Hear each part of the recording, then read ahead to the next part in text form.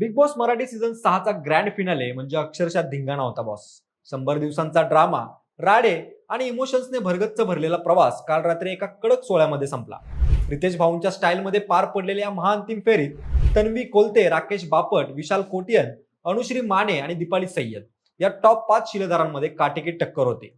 पण खरी फाईट रंगली ती तन्वी आणि राकेशमध्ये. राकेशनं आपल्या संयमी खेळानं मनं जिंकली असली तरी धक्कडगल तन्वी कोलतेनं शेवटला अखेर बाजी मारली आणि ट्रॉफीवर आपलं नाव कोरलंच. तन्वीचा हा विजय काही अपघाती नव्हता, तर तो तिच्या काटा ग्रुपच्या जबरदस्त स्ट्रॅटेजीचा आणि टास्क विन इमेजचा रिझल्ट होता. घरात सुरुवातीपासूनच स्पष्ट वक्तेपणा आणि टास्क मधील हिमतीच्या जोरावर तिनं प्रेक्षकांच्या मनात घर केलं होतं. त्यामुळेच ती ट्रॉफी पर्यंत पोहोचू शकली. जेव्हा रितेश भाऊंनी तन्वीचा हात वर केला तेव्हा अख्खा ऑडियन्स तन्वी तन्वी ओरडत होता. पण मंडळी, ही बिग बॉस जिंकलेली तन्वी कोलते कोण आहे? तिच्या आतापर्यंतची कारकीर्द काय आहे? तिने अनुश्री माने आणि राकेश बापट यांना मागे टाकून विजेतेपद कसं मिळवलं याबद्दलची सविस्तर माहिती आपण या व्हिडिओच्या माध्यमातून जाणून घेणार आहोत. नमस्कार, मी अक्षय आणि तुम्हाला तर माहिती आहे आपला विषयच भारी आहे. रत्नागिरीच्या कोकणी मातीत जन्मलेल्या एका साध्या मुलीचा ब्रँड तन्वी कोलते होण्यापर्यंतचा प्रवास रोमांचक आहे. बिग बॉस मराठी 6च्या महाविजेतेपदावर आपलं नाव कोरणारी तन्वी कोलते आज घराघरात पोहोचलेली आहे. पण या यशाच्या शिखरापर्यंत पोहोचण्यासाठी तिने केलेला संघर्ष, तिची जिद्द आणि काळ्या रंगावरून मिळालेली टोमणे पचवून उभी राहिलेली तिची कारकीर्द हे खरोखरच कौतुकास्पद आहे. 7 फेब्रुवारी 1998 रोजी रत्नागिरीत जन्मलेली तन्वी एका मध्यमवर्गीय महाराष्ट्रीयन कुटुंबात वाढली. तिचं बालपण कोकणात गेलं, जिथं तिनं तिच्या स्वप्नांना पंख दिले. शालेय जीवनापासूनच तिला ऍक्टिंगची आणि कलेची प्रचंड ओढ होती.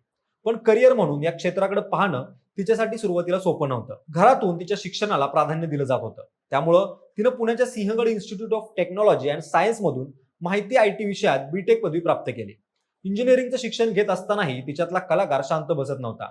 ती कॉलेजमधील विविध सांस्कृतिक कार्यक्रमात आणि नाटकांमध्ये सक्रिय असायची. त्यानंतर तन्वीचा कलाक्षेत्रातील प्रवास खऱ्या अर्थानं मॉडेलिंग पासून सुरू झाला.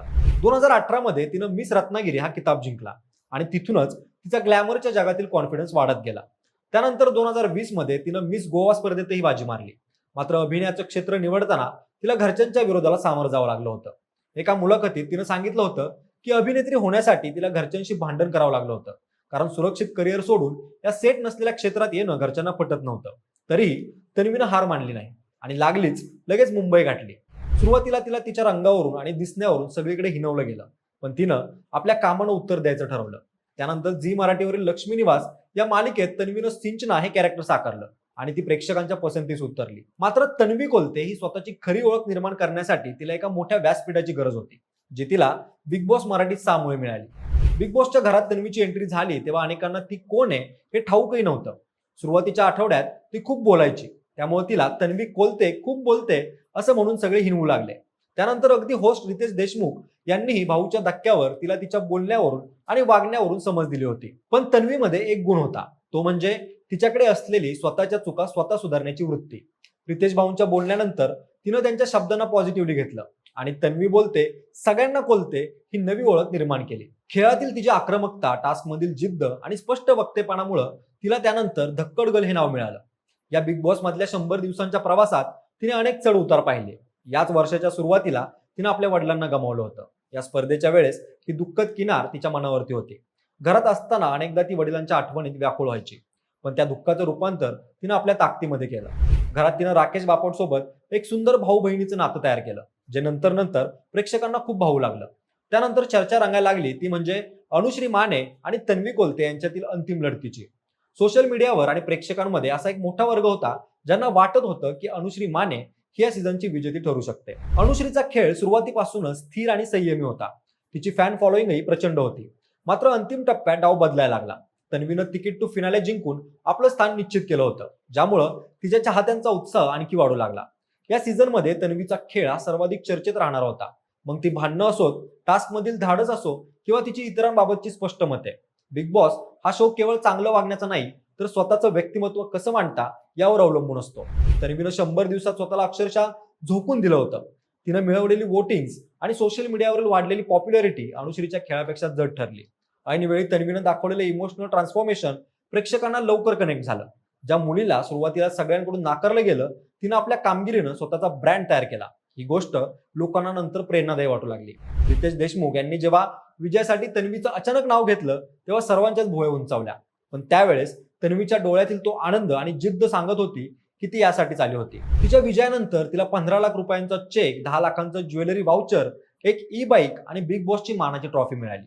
पण या सगळ्या गोष्टीमध्ये मौल्यवान भेट ठरली ती रितेश देशमुख यांनी दिलेली छत्रपती शिवाजी महाराजांची फ्रेम. ती फ्रेम स्वीकारताना तन्वी भावुक झाली, कारण तिच्या प्रवासाचा सार संपूर्ण त्या क्षणात होता.